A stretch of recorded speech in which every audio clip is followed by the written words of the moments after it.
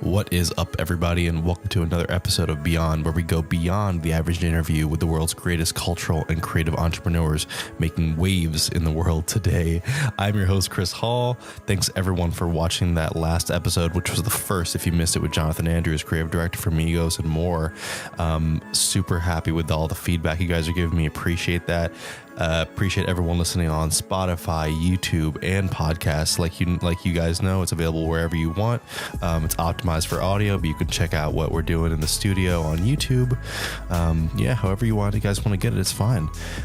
Today we have a really special guest. His name is Jesse Lakes. He's the CEO of Genius Link.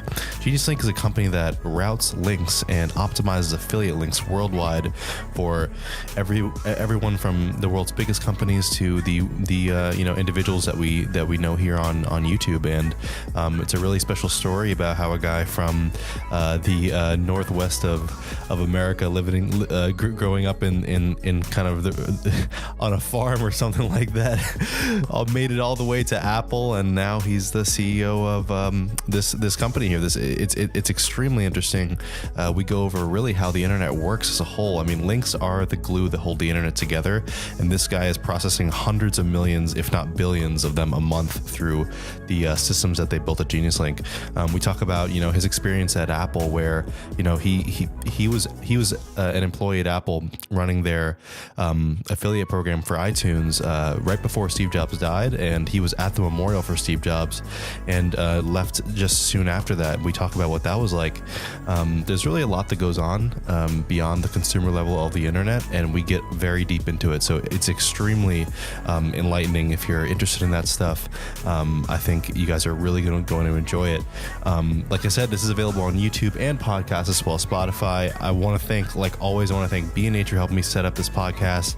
All my link is in the description on YouTube or in the podcast. I have my whole gear list there if you're interested. I also want to thank Hint, because I love Hint and drink it all the time, and they stock the studio, so when I have interviewers come in, they can have some nice fruit water. I drink it all the time, and I'm lucky enough for them to partner with me on this. So yeah, we'll get right into it. If you want to hit me up for any reason, email me, chris@kickster.com, or just leave a comment on YouTube, or DM me at chrishallnyc on Instagram. Thank you very much for watching, and let's get into the interview. Hey guys, welcome to Beyond. We're here with Jesse Lakes. Thanks for being here, man. Absolutely, real pleasure. So I've known Jesse for a while now, but there's kind of a lot that goes kind of beyond that, I think. And a lot of things kind of behind the scenes that people don't know in general about, like tech or about software and about kind of your route to getting here, because B2B is like such a huge thing now. There's so much money in it, and also it's really the infrastructure of the internet. Like the internet is B2B basically, and in consumer products that we see is just like the surface level of it. So I want to ask you kind of, what is Genius Link today, and then we'll get kind of into your backstory and kind of what's going on behind it. Yeah, sure. So just to riff off of what you said a second ago, we live in the world of links, right? Intelligent link management is what kind of the tagline that we've given Genius Link.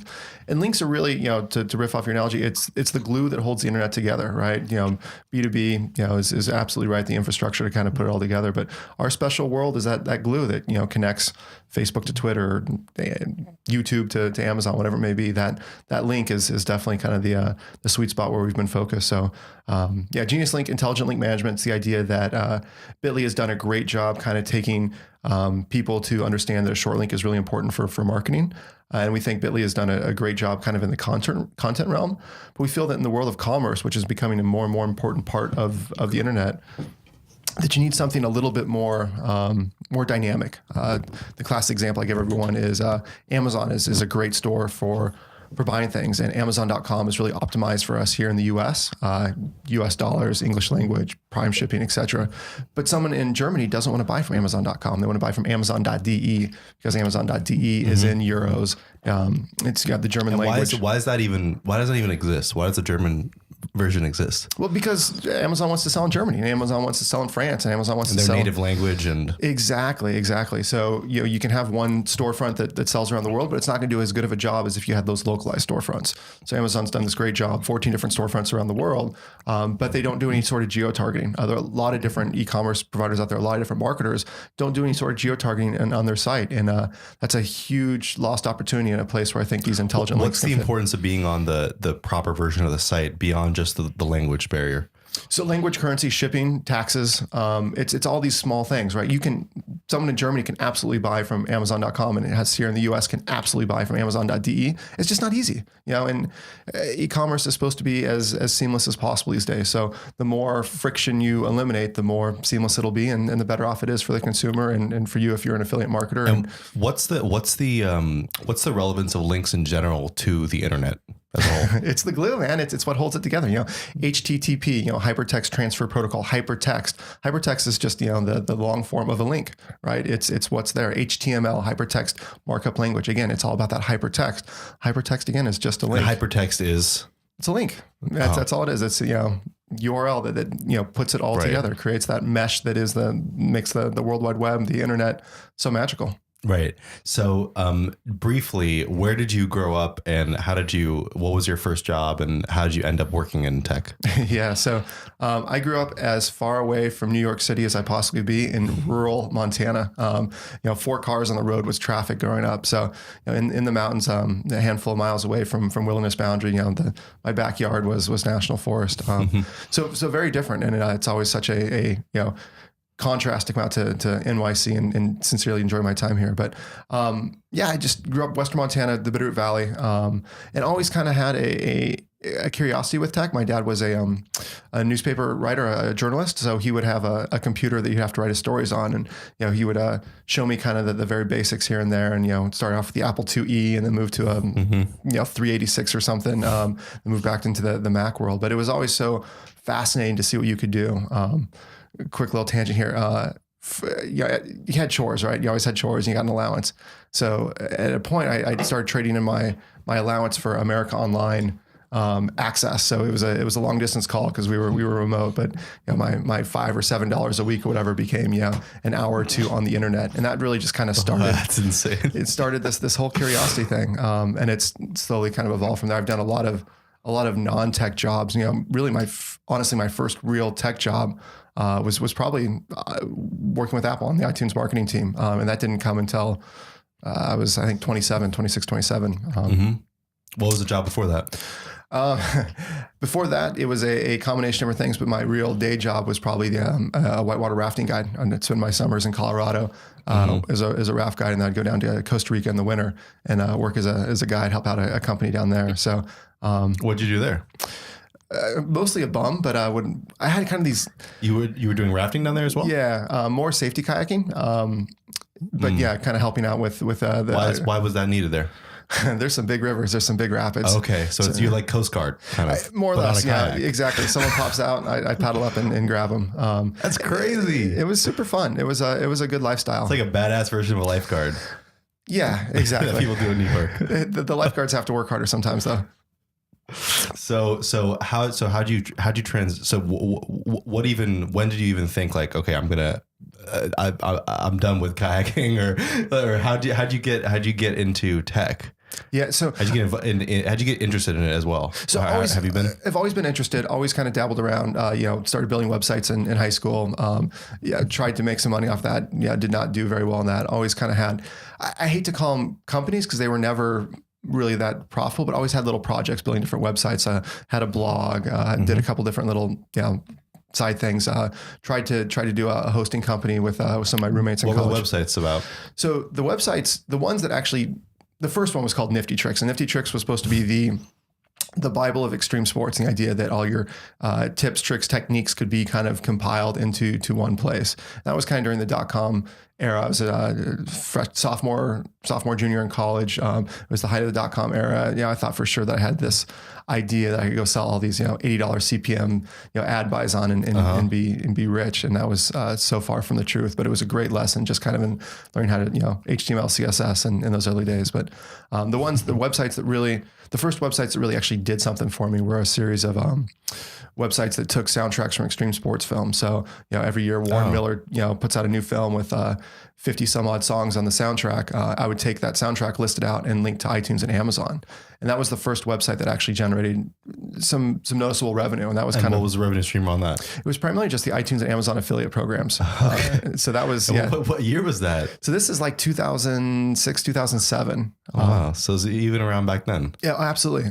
Amazon's affiliate program has been around since late 90s. iTunes affiliate program, I believe, was introduced in 04, 05. I should know this, but a handful of years before my time. So how did you get started at Apple? So Apple fanboy, it really, we all are. Exactly. Drank the Kool-Aid early on. I was actually a campus rep for Apple in college. So ended up getting connected with the account manager, and we would spend some time cruising around campus and helping kind of introduce. It was at that time it was the iPods and the iMac and so forth. So that really kind of whet my appetite. And then after graduating from college, ended up in Colorado, was the RAF guy, but always really liked the Apple products. It was a big fan. And then when I kind of built these websites to focus in on the soundtrack stuff, the iTunes affiliate program was just a natural fit. So spent some serious time really learning the iTunes affiliate program. Mm-hmm. So you applied to Apple cold?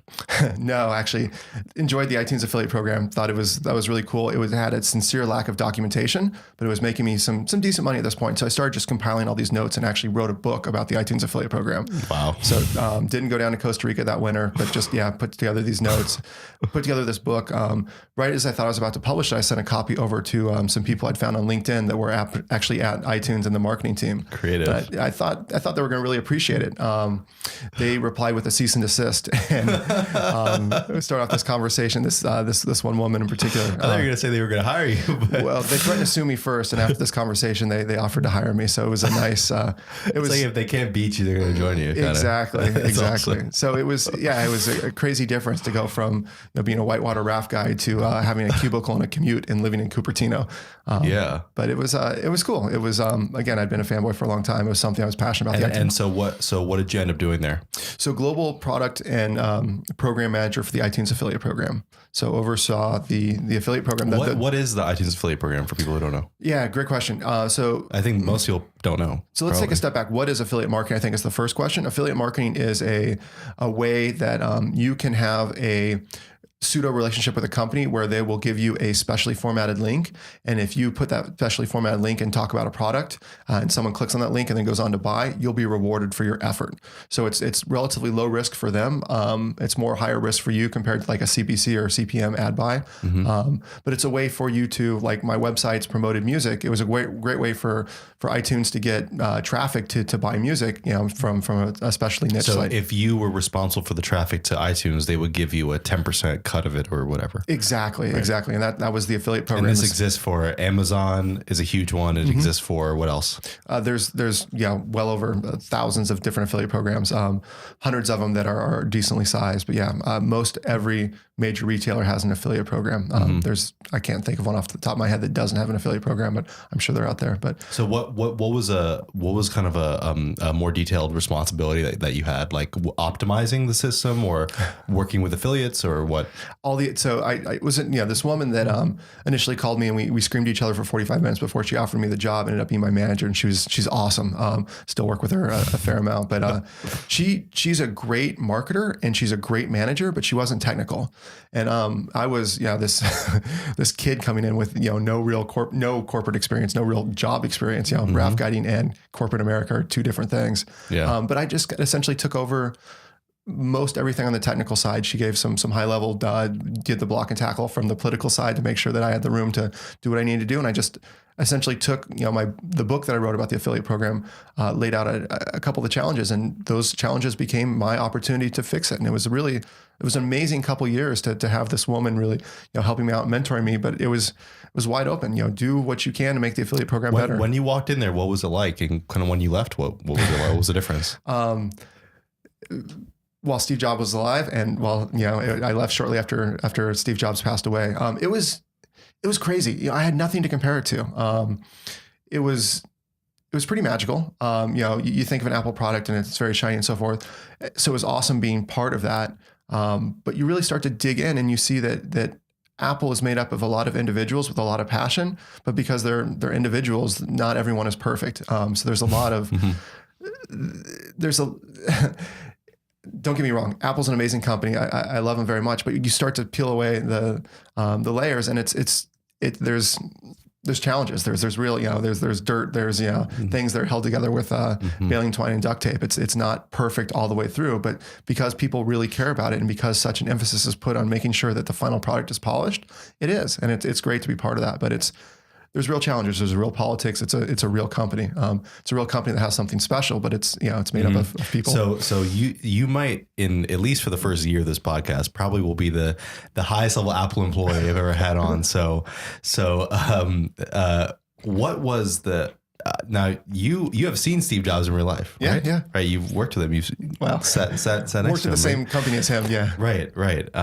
What was it like? What was the transition, when he was alive to when he passed away? And I mean, you were at the memorial at Apple campus. Yeah. Like that's that's something, especially for people in New York and non-California people, that's like a dream, it's like we wish we were there type of thing. But what was it like to go through that transition, and what was the memorial like and everything like that? Yeah, it was it was always Uncle Steve, right? Uncle Steve is kind of this fixture. And the iTunes offices were a little bit off campus, but the main cafeteria, Cafe Max, where you'd go to lunch more often than not, was right in the middle of Infinite Loop. So Infinite Loop is a series of buildings that make a circle. Cafe Max is kind of right in the courtyard. It's a really cool building. The new building obviously is amazing. We'll talk about that later if you want. But so you, coming from the other buildings, you didn't run into Uncle Steve very often, but the warning was that the urban myth was you never wanted to be stuck within earshot of him. And I guess I never had this happen, but he would ask you, if you didn't know who you were, he would ask you what you do. And if you didn't have a great answer about how it was good for the company within 10, 15 seconds, he would fire you.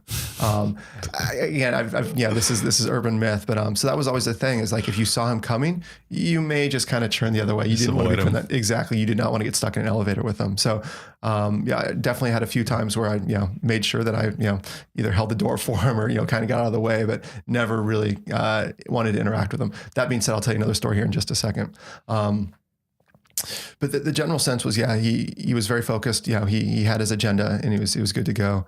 One of my favorite Steve Jobs stories from Cafe Max, so this lunch spot, is I'm going to space out the name here. The previous president of Russia and his wife were visiting Silicon Valley and had a meeting with Steve. And these foreign dignitaries, are very well dressed and have their bodyguards and so forth. And they have manners. We'll get to that. So they're sitting. It's a beautiful California day. They're outside on the plaza. Eating their lunch, and the president or former president and his wife are sitting with manners and so forth, and then right next to him is Steve at the same table, kicked back in his chair, feet up on the table, and it was just like we were sitting two chairs over, or two tables over, just kind of glancing back and looking, just not give me a fuck. Exactly. I mean, it's my house, bitch. Exactly. I'm Steve Jobs. Mic drop, right? Yeah. He had his own personality. It was amazing. Was he in conversation with the president? Yeah. Okay. The president was there to talk to him about. He wasn't just next to him eating lunch. No. But Johnny Ive and I heard like if he got into line somewhere, everyone would disperse. Exactly. And let him go. My wife now, girlfriend then, was an iTunes engineer, and she would get sushi at Cafe Max regularly, and Steve liked his sushi as well. So. Shannon would at one point, felt someone like right behind her, looked around, saw Steve, and was like, "Oh nope, not sushi today," and just disappeared. And I'm sure, I just finished the Steve Jobs book as well. Awesome book, the audiobook by Walter Isaacson. And I after reading that, I would think that all those restaurants were like basically personally chosen by Steve, right? I mean, there's no way that would be there if it wasn't perfectly vegan and everything for him, right? Exactly. So they did serve meat, not a lot of beef. In fact, hamburgers were, I think, I believe they were the only meat they served in Cafe Max on explicit requirements of Steve. He had for all rights. He had a vision of what he wanted to see, and it was molded around that. And everyone, for the most part, was happy about it. I learned about he would go to a hotel with Johnny Ive, and Johnny would be waiting for him to call and be like, "No, we're not staying here. Right. It's not designed well." Yeah, exactly. you hear all the different stories of these products, these features that were built out to near completion, and then it'd go to review from Steve, and no, not. And that could be like 50 people working on it, right? 50 people working on it for 6 months. That's incredibly expensive from a company perspective. No, we're just not going to launch it. But it's got to be perfect. Yeah. Steve had a really high bar. I think in the end, that's probably the most valuable thing that he brought is taste. And I think it's kind of undervalued now. Even that's really what's going on here. Curation is the new creation in a way. And if I could sit here and curate something for you, and you don't need to go sift through it, it's valuable. And Steve Jobs did that with ideas, I guess. Absolutely, yeah. And it's he's criticized to some degree that he didn't have any original ideas. He was just combining the pieces of whatever the things. But that's exactly, the iPod was the perfect curation of what made MP3 players great. The iPhone was a perfect curation of what made a phone amazing. So I would completely agree that curation was definitely one of his strong spots. After his death, though, obviously this must have had a personal effect on everyone to some extent. Be like, oh man, all right, what's going to happen? With Tim taking over, I'm sure Tim's a great guy, but he's not Steve. And what was there stress that you guys could feel, and people kind of not knowing what's going on? Yeah, it was very palpable. So Steve, I forget the exact date. Steve, I was on vacation and came back a day or two before Steve died. Then Steve died, and the company definitely moved to a very somber attitude. And it was about a 2 week, 2 weeks of silence, right? So I worked on the marketing team, and during that time, I don't believe anything on social media went out. Kind of all the marketing, we dealt with fire drills, but we didn't do anything. The website was exactly. We weren't, actively marketing. It was just kind of a moment of silence, a moment of remembrance. And then the actual event, his memorial was crazy. So again, inside One Infinite Loop, the main building, it's a courtyard. They had these great, huge signs with some of Steve's most popular quotes. There is a video that I saw. People can watch at home as well, but. It was really powerful. Amazing. It was really amazing. And reading the book and kind of looking at those quotes and whatnot, it was the dude had a lot of pretty brilliant things. But it was that classic bittersweet that a good funeral is, good memorial is. There was some esteemed people that came on stage to speak. Coldplay was kind of the surprise, audio visit. It was amazing. It's always amazing to watch them play. Steve had I think a special spot for Coldplay. Yeah.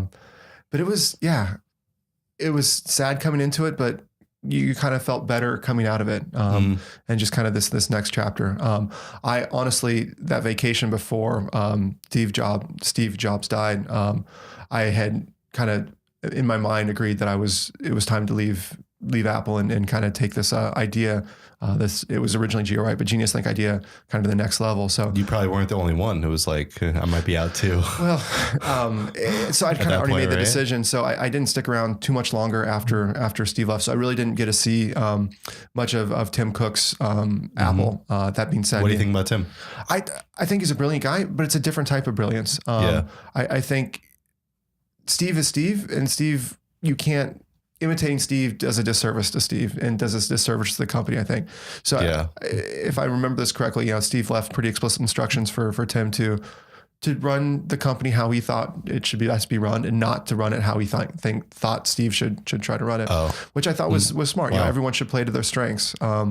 And again, I have been gone from Apple for a number of years now, but continue to stay in very close touch. They're great people. Obviously, do a lot with their ecosystem, help them out in a number of different ways. But I think the company is continuing to do good things.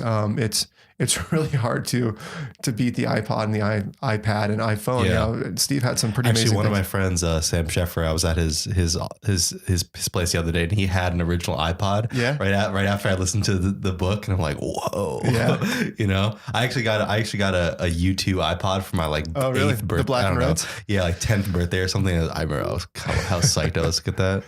Yeah, They were cool. So how did going back to Genius Link? So when you actually I have one more Apple question. Yeah, please. What about what do you think of Johnny Ive? So never met him, never really got to interact with him at all. But yeah, the guy's brilliant. It's the two of them were just the power couple, right? And that was the thing. Like Steve and Johnny were. You could always, if Steve was with anyone, it was typically Johnny Ive. So. Yeah, I'm a huge fan of design is everything, right? It seemed like they really locked down like the design department though. So they're kind of siloed in a way. Is that true? So based off of, you have your Apple badge, right? It has a big Apple logo and it has your face. And based off the color of the Apple and a few other things, which I didn't completely understand, you only had access to certain areas of certain buildings. And, again, in one infinite loop, I had access to kind of the hallways to get me in and out of the central courtyard. But there were whole buildings that had no... You never exactly. saw. In it's all blacked out. It's... Secrecy allows surprise, right? And the surprise, that feeling of being excited with the surprise, I think was one of Apple's kind of trademark moves, right? If they can introduce a product that no one really knew about and it just surprise, here's this thing that you can touch and you can feel and it's going to change your life. That's really cool. And I think that as a marketing move is just brilliant. And I think they really perfected that. So, and it makes a big difference, but compared to the companies that, it leaks and about it 6 months before it comes out and it's not so special anymore. All these speculations about this and that, whatever. Yeah, exactly. It's not as much fun. It was always so exciting. If Steve Jobs said, one last thing, and or one more, I forgot exactly what the line is there, but that was like legendary. Exactly. That's the excitement. It's something amazing. So your decision to leave Apple seems like it was directly correlated with you wanting to start this kind of the seed idea of Genius Link. So how did that happen? And what was the origin kind of problem that you wanted to solve? And how'd you build the first version of Genius Link? Sure. So take a quick step back to those soundtrack websites that I had. I had this nice exponential curve in my traffic to the website visits, but my revenue was moving very slowly. It was not growing as fast. And that was kind of this big question mark. So the aha moment came when I realized that I had a lot of international traffic that was now coming to the website. And my oh no moment came shortly afterwards when I realized I was sending all that international traffic to just one storefront and it wasn't converting. So iTunes digital products, you can only buy from the iTunes store if you have a US-based credit card, US iTunes store if you're a US credit card. In Australia, if you have an Australian credit card, you can only buy from the Australia store. And that's, again, different silos, different countries because of digital rights management. So I was sending everyone to the US store. Someone from Germany or the UK or Australia wasn't able to buy with my affiliate links. So therefore I'd see the traffic on the website, but I wouldn't see the revenue from the commission. So I wanted to, again, kind of fix this. I wanted an intelligent link to figure out where to send someone to the best place to shop based off the location, et cetera. So we kind of built out the first prototype of that before I joined Apple. But while I was at Apple, it was a magical experience for me. I had an amazing manager. And part of the things I did while I was there was help to kind of expand the footprint of not only iTunes, but the iTunes affiliate program as well. So I was being paid well to make this problem worse. And that was just kind of a head scratcher. I thoroughly enjoyed my time at Apple, met some amazing people, worked on some amazing projects, but I was just kind of seeing this from a firsthand perspective that the user experience is broken and user experience is so important to Apple. It wasn't using geography to route you to the right site. Exactly. And at the same time, I was seeing Amazon was increasing their global footprint as well and the exact same problem. So, and e-commerce as a whole is booming as well. So exactly. Everything's lining up. Exactly. So it was a hard decision, but ultimately, told my manager that would help her find a replacement and transition out is the best way possible for everyone. And then kind of hit the ground running. And what was the first vision for that first version? What was the vision for that first version? So we wanted to it was focused solely on iTunes because that's what was the big problem for me. And the big problem I was seeing firsthand. So we wanted to combine, at that point, I think it was 19 or 24 different affiliate programs that ran on 4 different affiliate links, or 19, 20 affiliate programs, 4 different affiliate networks. And there was like 4 or 5 different media types. So we wanted to be able to provide just a single link that anyone in the world could click on. It was going to send them to that same content, that same song, app, movie, whatever it is, in their local iTunes store. And that was the beginning. And how many clicks do you route today per month? Hundreds of millions into the billions sometimes. Into the billions. Yeah. Seasonality is a big thing for us. Holidays are huge.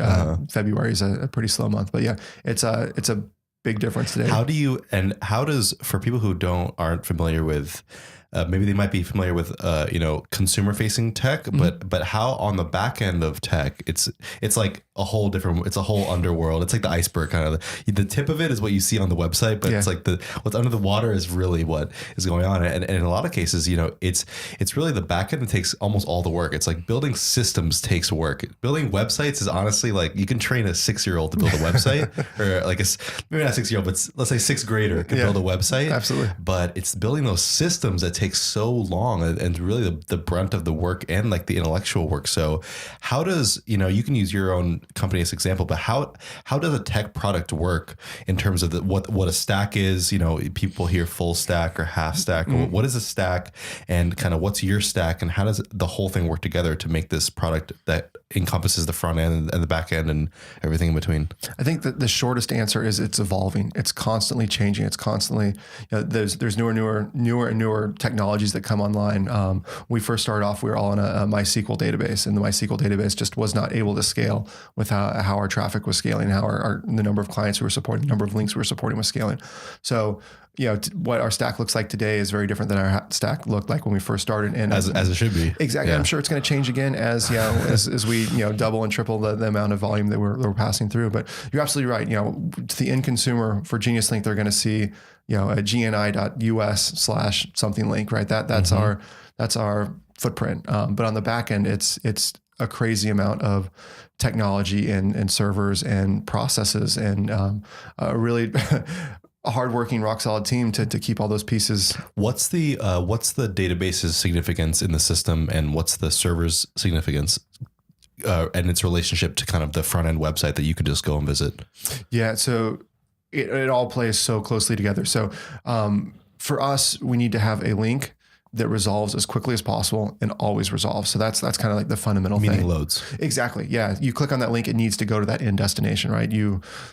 And every millisecond counts in that situation. Exactly. There's a direct correlation between how long it takes after clicked for the thing to load. So I'm going to butcher the numbers, but for every half a second, you lose 7% in conversion rate or something like that. So it's really, really important for us to ensure that everyone has a super fast experience and those links just don't time out. So, and by definition, you're actually adding another step technically. So you need to be super careful about it. Exactly. Yeah. We want to add, we need to make sure we're adding value, not detracting value. So as a result, we have a global infrastructure. We use a series of different providers to have boxes, servers all over the world. We have a bunch of different geographically segmented servers. We have to make sure all those servers are able to communicate with each other. Each of those servers have to be able to operate essentially independently in case something goes down. We actually have big racks in Seattle where we have local hardware. A lot of our bigger databases are to make sure we can store things. But in each of the different regions, we have a series of different databases as well to make sure, again, that they can operate independently, make sure they're operating quickly, et cetera. But there's kind of two different sides to it. One, we need to make sure that our clients have the reporting that they need to be able to make better decisions going forward. So there's a whole reporting side. On the other side, the database are necessary to make sure that we can resolve each link to where it needs to be or to whatever rules it needs to be, right? If you're on this device, go here. If you're in this country, go there, whatever. That's a major thing too, because now there's mobile, and then subcategory is iOS and Android. Then there's web, then there's mobile web, there's tablet web, and all those need a different experience. And exactly. And just like we're seeing now with some of the creators that you work with, and I know, it can be a problem if you click a link and it doesn't open in the native app, but all the purchases happen in the native app, then you're losing out on that business. And like I even when I tell people about your company, which I just do casually because it works. Yeah, of course. It's like kind of become a part. Honestly, Genius Link has kind of become a part of the how to start up your YouTube channel monetization strategy. It really is. And like a simple way to describe it to people is like if you're using Amazon's built-in affiliate tool, their little bar at the top, and clicking that could work for US. But if you have 50% of your traffic outside the US, you're basically saying no to half your money. Yeah, exactly. It's first thing first with YouTube, we're off on a tangent now, but with YouTube, you want to build a community. Your first thing is building a community, right? Adding value, right? Yeah. And once you start adding value, then it's time to start extracting value, and making sure that it's a process that can be repeated. So affiliate links is a great process there. Once you have kind of an affiliate strategy in place, then your optimization is super important. And just as you said, if you have, listeners, viewers, subscribers from all over the world, it only makes sense that you're helping add value to them, so that when, again, they click. And a lot of people actually underestimate that. Like even when we had, with the Kickster app, like we had like 40 or 50% international. Yeah, the internet is worldwide. And we weren't even trying to appeal to anyone else, but I think that's kind of how it works across the board. Like so many people speak English. So many people are fascinated with some of the things coming out of the US that, it's really easy to have international traffic that you just don't realize, but you got to monetize it or else you just leave money on the table. Yeah. Yeah.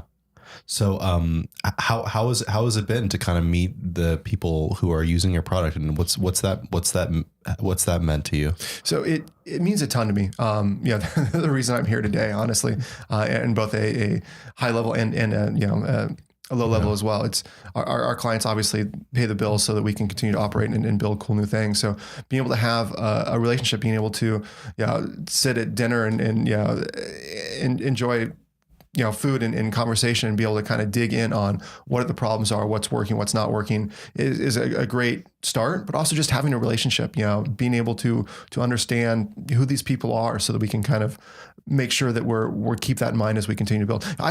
Genius Link solved my problem that I had with my soundtrack websites 7 years ago, right? Mm-hmm. I'm no longer solving my own problem. And typically entrepreneurs, start a business to solve their own problem. I've been fortunate enough to have been able to do that. So now it's time for me to solve my clients' problems. And I can't understand my clients' problems unless I understand my clients. Isn't it crazy how you can, have this relationship with a client, but like never meet them? And it's so easy to kind of forget that there's a human on the other side, even though it's like it's like when we had hundreds of thousands of downloads in our app, but I met someone in real life who used it. I'm like, what? You have the app? Like, it's crazy. Isn't that amazing? But I feel very strongly that that's essential. That if you can't have that relationship, then you're no better off.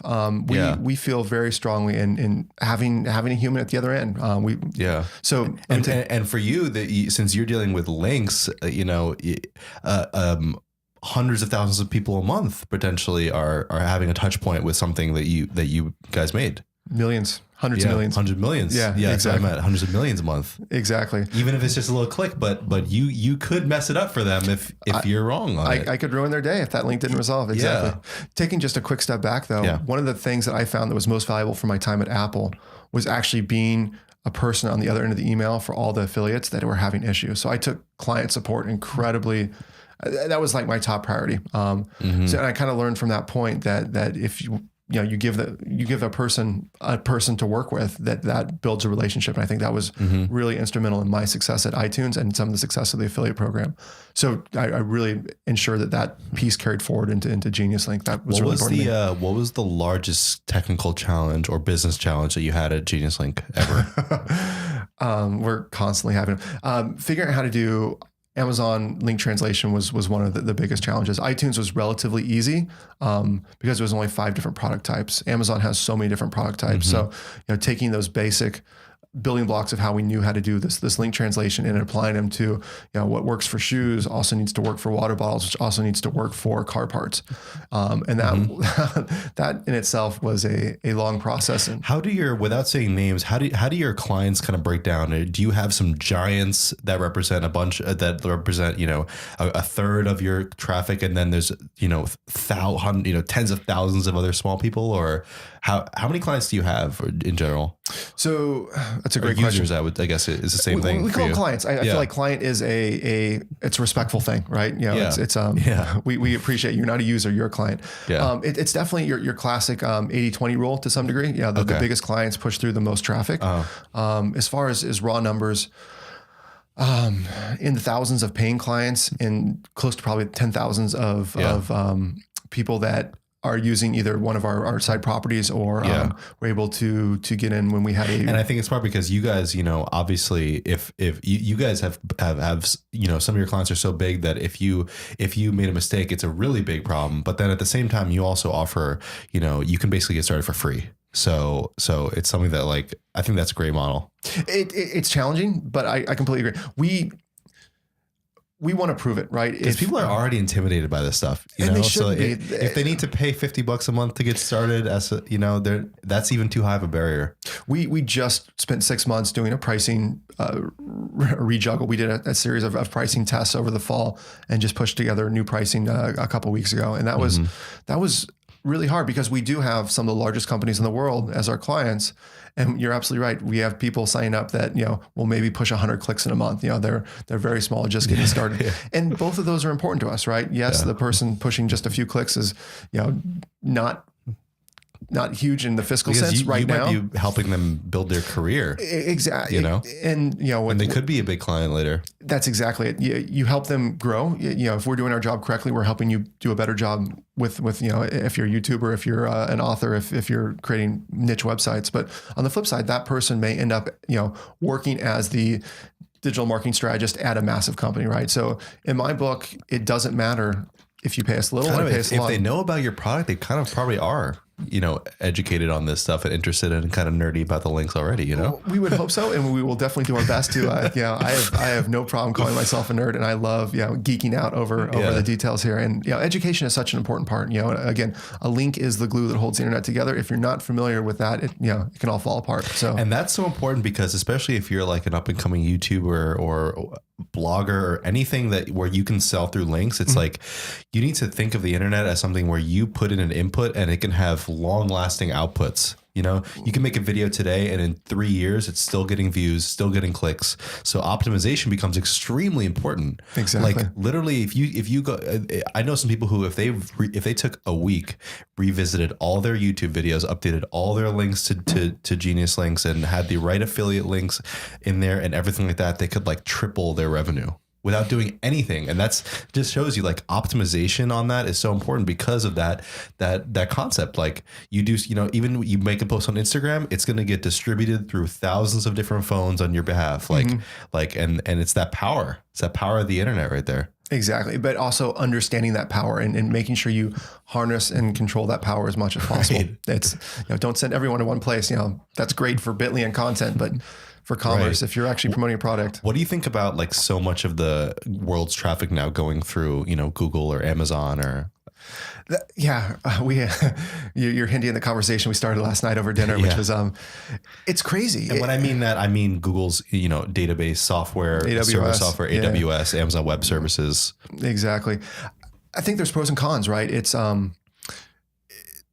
awesome that some of these companies have figured out such a way to scale and to be able to provide access for people that are just getting interested in it, that don't need a DevOps person or someone that's built servers before to be able to compete with their peers that can be bigger than them. So being able to just kind of open doors and scale, that's amazing. On the flip side, when AWS goes down and pulls down Netflix and half the internet, that sucks. Maybe it's a good reason to go outside and play, but the internet comes to a crashing halt. And you realize how fragile it can be. Exactly. There's definitely some concern, and for exactly that reason, we don't use just one hosting provider across the board because that, again, it's dangerous. But yeah. What's the so I'm gonna ask everybody, what's your personal lowest point as an entrepreneur, and when was it, and what can you look back on now and be like I'm so glad I figured that out, and it made a huge difference. So, and what'd you do to get out of it? Yeah. In late 2015 was hard. So GeoRiot was the original company. We rebranded Genius Link in August of 2015. 2015 was a hard year for us because Amazon had asked us to change our revenue model, which was a real challenge. GeoRiot, we kind of outgrown that. We started this Genius Link thing. We had a real crisis in morale with the team. It was a team of 7 or 8 or 9 at that point. And just the team was starting to kind of fall apart. At the same time, my wife was pregnant. She's also a co-founder, our COO. Right. So I had a kid on the way. So it was really hard kind of coming into work. when no one was excited to be there. We had just tried this rebrand. It was the early days. Things weren't great there yet. And I thought I wanted to step away from the CEO role. I at least as a partially. Wow. So you thought you just ready to give it up right then? As a first time CEO, I don't know what I don't know, but I was getting to the point where I didn't feel like I was really adding value. And felt like, in fact, I was kind of, pulling value out. So we found a candidate, a guy that had previous experience, was incredibly smart, skilled, much older. And how many employees do you guys have now for 14. reference? 14. Yeah. So, we're bootstrapped, so no VC funding. So anything we grow, we have to do it on our own. So we're a little bit slower than some of the other startups you see on Silicon Valley or whatever it may be. But yeah, it was a pretty slow spot, or a pretty hard spot, pretty deep spot. So you had stress from your partners, basically. Stress? Well, not necessarily. My partners were behind me, but the team. I meant, Amazon and those. Yeah, that was kind of earlier on. It was just 2015 was just a hard year in general, but towards the end there, What really just kind of came together is we found out we couldn't afford the CEO, and I said, okay, well, I'm going to take a month off because my daughter's going to be born, and my wife took a month off. We spent that that time really taking a break from the business, kind of breathing again. Came back. 2016 was an amazing year for us, absolutely amazing year. So, you go from the bottoms, the lows to the highs. That's how it is. Like, life has ups and downs, and when you're living an entrepreneurial life, it's just more extreme. It really down is. And further up. Exactly. That's kind of all it is. So, what was looking, coming back to today though? What's kind of the major, 1, 2, 3 things on the roadmap that you want to get out, and we'll wrap it up after that. Yeah, for sure. So, again, going back to our conversation last night, we had this great dinner with a couple other influencers. Gray Adams, Alex Castro. Yeah, had some great conversations. And mobile deep linking came up. And it's something we'd looked at a while ago and kind of passed on because from the few little tests we'd done with some of our clients, the situation that we had was honestly better for ultimately kind of the affiliate revenue. You click you're on YouTube mobile app in your iPhone, you click the link, and you wanted to, and we all wanted to go to the Amazon app and not the site. Yes and no. You wanted to go to the place where they shop at, because where they shop at is where the cookie's stored, and therefore the affiliate cookie we could reference so that you can show you could blah, blah, blah. So, back to kind of what are the kind of top priorities. This mobile deep linking is something that's kind of come back up. That's quite interesting. So I think that deserves a solid test. It's not a crazy hard project based off the infrastructure we have. It's just it's something that we hadn't exactly planned on, but I think it's based off this conversation. That's the major thing. Something to think about. Outside of that, though, we have a lot of eggs in our iTunes, Amazon, and Microsoft Store basket because that's where we've spent a lot of time optimizing our links to programmatically just automagically work, I should say. We think there's more opportunities outside there. We know that B&H has a great affiliate program, Best Buy has a great affiliate program, Newegg has a great affiliate program, etc. And while we absolutely love Amazon does a great job for an affiliate program, we know it's not the end all. And at the end of the day, we need to make sure that our clients have the tools they need to be independent and ensure that they can maximize revenue. As far as what's on the roadmap, there's a lot of great individual features, but ultimately we're focused on the core goal of helping our clients just be more independent, giving them tools to kind of just be a one-stop shop, intelligent linking solution where they can really make sure that if affiliate monetization is important to them, they have all those tools. If just link management in general is important to them, the tools are there as well. So there's a couple bigger features to bring on other ecosystems and support them, maybe not to the same level that you support Amazon. We've got a lot of custom dev work specifically for supporting the Amazon ecosystem, but there's a lot of other ecosystems that they could use some basic support and go a long way. Yeah. And so what's the one thing that people can actually offer value to you personally right now if they wanted to be of help? I love conversations, just networking, just hearing stories and hearing what they're working on helps. This came up at lunch today, actually. I'm going to butcher the quote, but there are no new ideas. It's just borrowing ideas from different areas and combining them. And that maybe even comes back to our whole Steve Jobs curation thing, right? Yeah. So, as far as asking for help, I would just love to meet more people and just have more conversations. It's always interesting to hear, you made a product, but they're using it in a way that you never thought.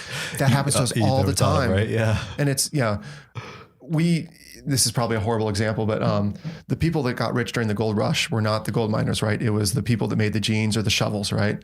We want to be one of those, right? We're not going to build the next awesome app. We're not going to build the next awesome consumer app. We're not going to be the next best review site, but we want to provide those people with that tool.